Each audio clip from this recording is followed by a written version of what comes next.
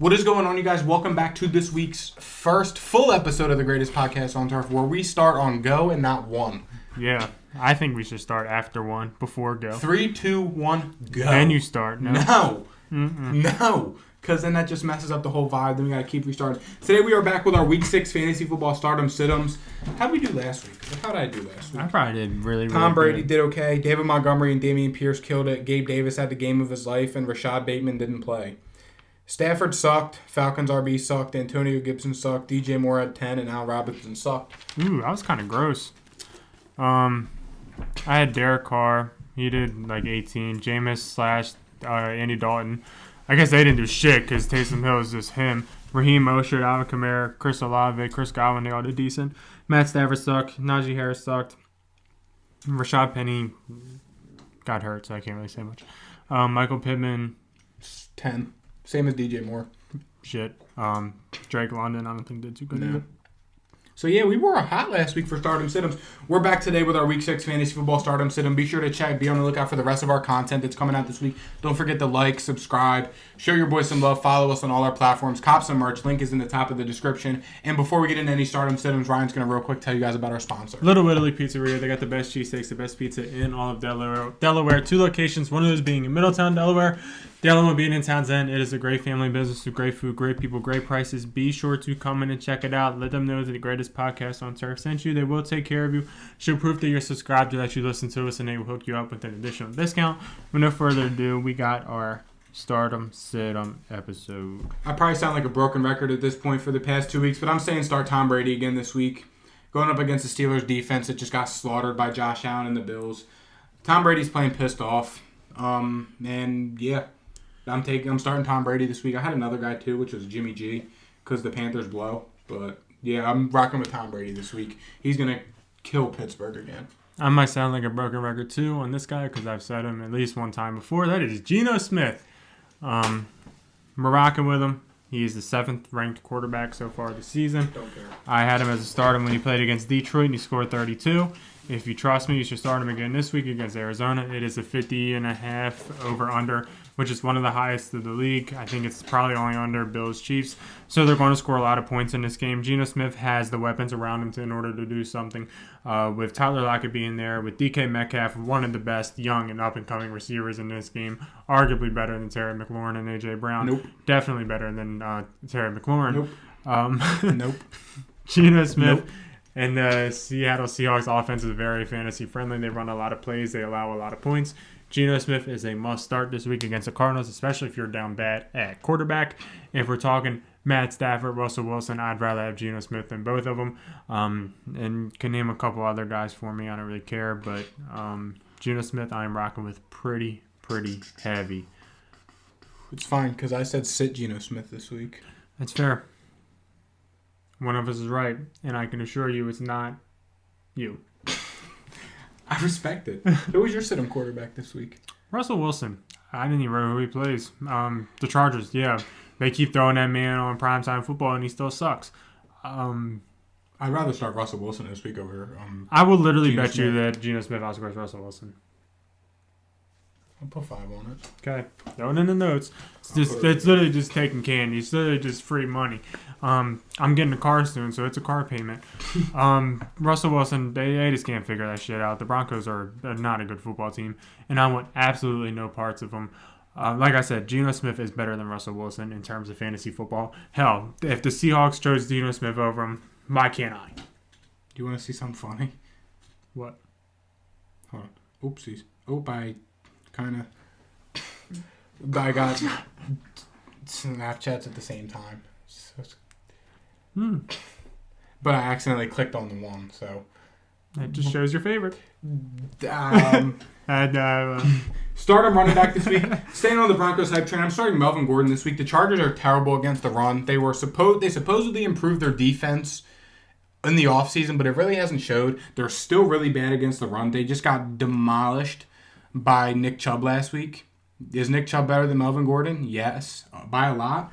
But the way that the Broncos were looking to get Melvin Gordon involved last week, he didn't fumble. He was running hard. He knows that he's fighting for his job, especially with Mike Boone, who looked pretty good, and especially with them bringing Latavius Murray in, So Melvin Gordon's going to have to keep it up on his hot streak. So I'm starting Melvin Gordon this week.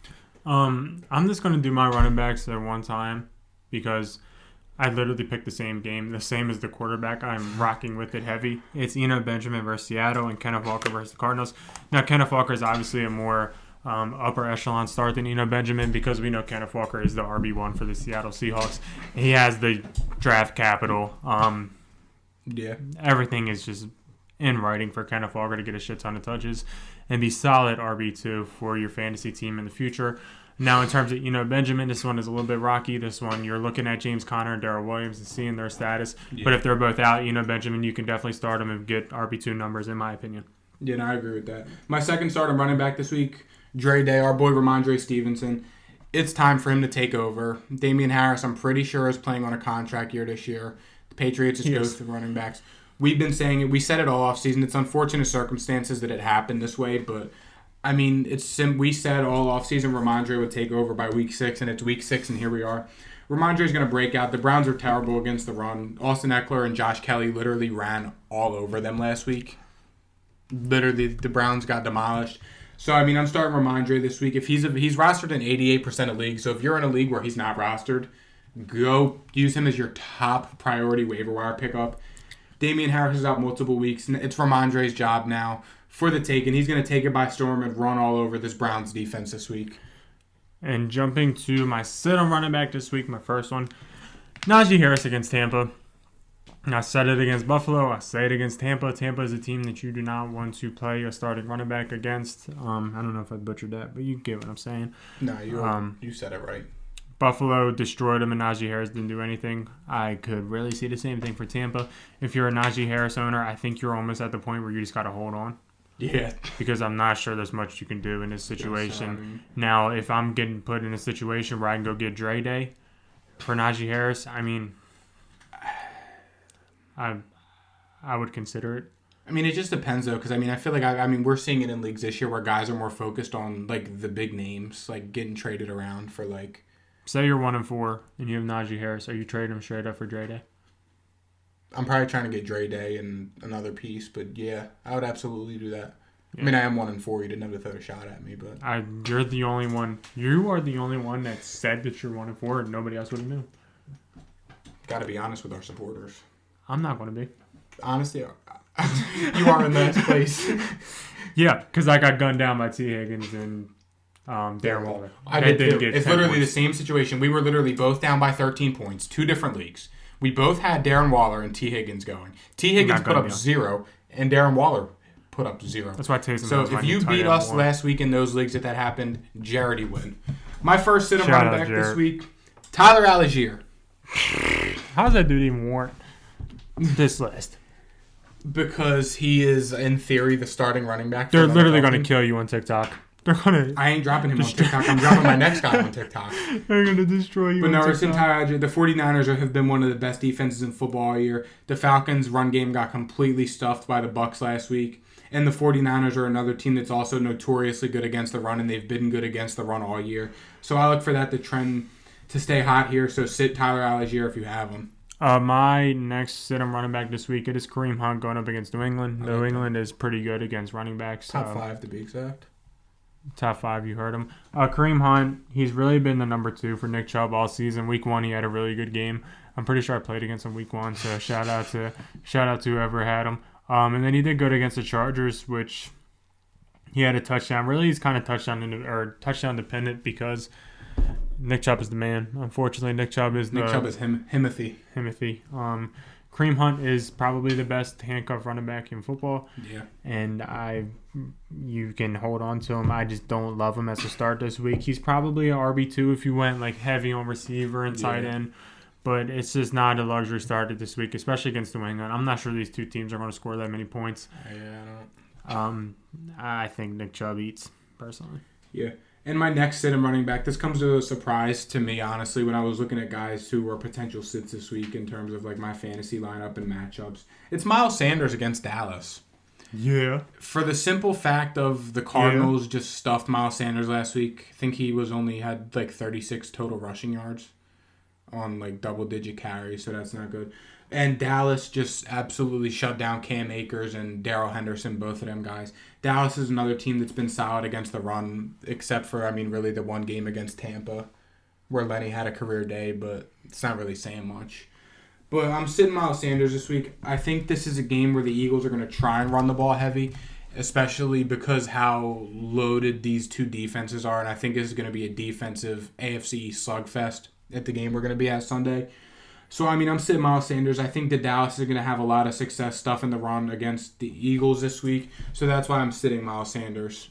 Jumping to the wide receiver portion, I had two guys from my first stardom list, and it's Gabe Davis and Isaiah McKenzie. I think you can honestly start both of them and have success. Yeah. Isaiah McKenzie, you want to check out his injury situation. I think it's just a concussion. He did miss last week, but it's really as simple as this. It's Buffalo Bills against the Kansas City Chiefs. Josh Allen has been on an absolute tear as of late. He had 36 points last week against Pittsburgh, 4 passing touchdowns. Him, by the way. Yeah, I got Tyreek Hill, so it wasn't. Yeah.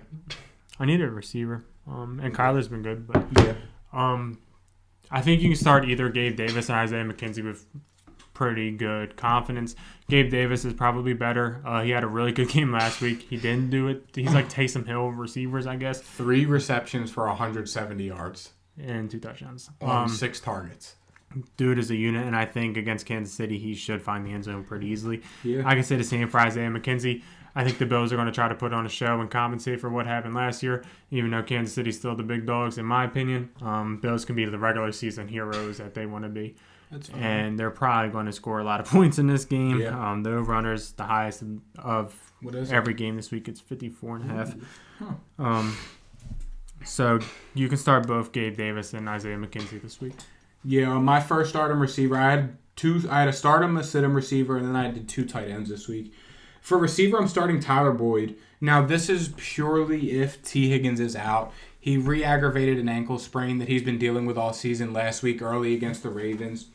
And, we talked about it on a podcast dropping later in the week. Again, I forgot to mention in the past videos, it's Tuesday, October 11th at 9:55 p.m. So, these things are subject to change. Players may get ruled out. Players may pick up an injury in practice. Hopefully not. But I'm starting Tyler Boyd this week. It's simple as this. If Ryan was anything right about what Marshawn Lattimore is going to come in here and cancel Jamar Chase, Joe Burrow's only other option is literally to throw the ball to Tyler Boyd. And he Cancel's a strong word. Well, because I was on my high horse when I was trying to back the Saints. It was more just ego talking. Well, you guys will listen to the podcast later in the week and you'll understand what I'm saying right now. You guys won't see that till Friday. But no, it's Tyler Boyd. Joe Burrow has had success throwing the ball to Tyler Boyd. We saw it his rookie year when it was T. Higgins and Tyler Boyd. Tyler Boyd was great that year for me in fantasy. And, we've seen it in the games without T. Higgins. And even in the games with T. Higgins, Tyler Boyd does get a lot of targets. But potentially T. Higgins being out this week, that only helps Tyler Boyd's case to start. We said pick him up off waivers yesterday. Hopefully you did. If he's still out there and made it through in your home league or whatever, maybe guys just don't pay attention. Go pick him up this week if you have the room, because, I think there's a very solid possibility T. Higgins doesn't play, and Tyler Boyd's going to step up and play receiver too, just like we've seen him do before, and he's going to have extreme success going up against a Saints defense that just got torched by DK and Tyler Lockett last week, and Geno Smith. My next stardom receiver this week, it is Allen Lazard going up against the Jets. It seems like all that man does is catch touchdowns, and really all he does. He had 100 yards for him the other couple weeks ago. He didn't have a touchdown. Allen Lazard. Oh, yeah. He's had a touchdown, I think, every single game. You said game. Allen Robinson. I was like... Absolutely not, unless he has white sleeves on. Hey, yo. Allen Lazard, I think he has a touchdown in almost every single game this season, besides 1 or 2. So against the Jets, I can see the same. It should, in theory, be a Packers revenge game. I'm not positive on that. I don't think the Jets' defense is that good. I know they've been playing pretty good, and I know Sauce has been playing good. But in my opinion, I just think that Allen Lazard should easily get a touchdown this week. That's fine. I had a stardom tight end this week, and it was Zach Ertz. Pretty sure Seattle's giving up close to 100 yards a game through these first 5 weeks to tight ends. And they've given up, their top 10 in most fantasy points given up to tight ends. And that only helps Zach Ertz's case. He's been pretty good this season so far. Kyler's been targeting him a lot, especially as Hollywood Brown starts to draw more attention. And the Seahawks, I'm pretty sure, have given up the most points in the league through first 5 weeks. So again, that only helps Zach Ertz's case if you're struggling to find a tight end. If Zach Ertz is out there in your league, or if you're just holding on to him, if you have him on your bench, I would start him this week easily. The only tight ends who really don't have any competition or really a debate to start, to not start, is Kelsey and Mark Andrews. That's fair. Jumping to the sit-on wide receiver list, Amari Cooper. He's had a pretty decent year so far, and props to him for doing it. But against New England, I just don't love it. New England loves shutting down number one receivers. That's literally what they're known for, because Bill Belichick is pretty smart in that regard. He's a defensive god. Sure. Sure. Yes. He's a defensive mastermind. That's better. He is a defensive mastermind. That's better. Because God is up there. I mean, and he does need Tom Brady to win games, so we should. We're not having this argument on the Stardom Sit-em episode right now. Go ahead and talk about why you're Amari Cooper. He's pretty inconsistent. He's either going to be a boom or bust, and I think this week is going to be one of the busts. I don't think that Bill Belichick will lose to Amari Cooper. If he's going to lose to somebody, it's going to be Donovan Peoples-Jones. And I don't even know if that dude's still on the team. So right. I'm sitting Amari Cooper. I'm going to keep it short and sweet. My sit-em wide receiver this week is DJ Moore. And I have 6 words to tell you why, and that's all I'm going to say about it. I'm counting. PJ Walker is the starting quarterback. Okay. Yeah, sure. I literally went over that in my head as you were talking. I'm like, gotta make this sound perfect. Literally 6 words. PJ Walker is the starting quarterback. Okay. In my last sit-em wide receiver this week, and Anthony might not like it, and I don't care. It's Michael Pittman. The Jaguars, second fewest catches to wide receivers. They're 26 against receivers in a bad way for Michael Pittman. He just hasn't done that good for me this season, and let's see what the word on Jonathan Taylor. Dude just isn't doing shit. If Jonathan Taylor misses time, which I think he probably will, they're going to bottle this whole entire offense up, and it's just going to be a shitty situation. So sit Michael Pittman if you got him, unless you have to play him, which I'm sorry if you do. I'm playing him. He was one of my guys for a reason. That's fair, but last week I said sit him, and he had 59 yards, so you can do the same this week. Yeah. And for my sit-em tight end this week, I'm sitting Dawson Knox. He hasn't touched 45 yards in a game yet this season. He's seeing fourth option numbers in terms of targets, 2, 5, 4, on a loaded team, and in a game against the Kansas City Chiefs that are only giving up 40 yards a game to tight ends. It's about middle of the pack, closer to the top 12, top 10-ish. And this is a game where they're going to be airing it out. I doubt Josh Allen's going to be taking a deep shot to Dawson Knox, or really looking Dawson Knox's way for that fact of the matter. I mean, Kansas City, we know what they can do. They can come out here, score points. Patty Mahomes can throw the ball over the yard. Same for Josh Allen. He's going to be looking for his big dogs, Stephon Diggs, Gabe Davis, and Isaiah McKenzie, like Ryan said earlier. I think Dawson Knox takes another week. This is another week where Dawson Knox takes a backseat role in the offense as the fourth option, maybe even fifth option, depending on what Devin Singletary gets going. So I'm sitting Dawson Knox this week. I already dropped him, so I don't have that problem. But that's fair. That's going to conclude our Stardom Sit-em video. Be sure to check out our Week 6 predictions, waiver wire episode, just in case anybody fell through the cracks. And that's about it. And TikToks. And we'll see you guys tomorrow with our best bets. See ya. Which we are 29. Peace.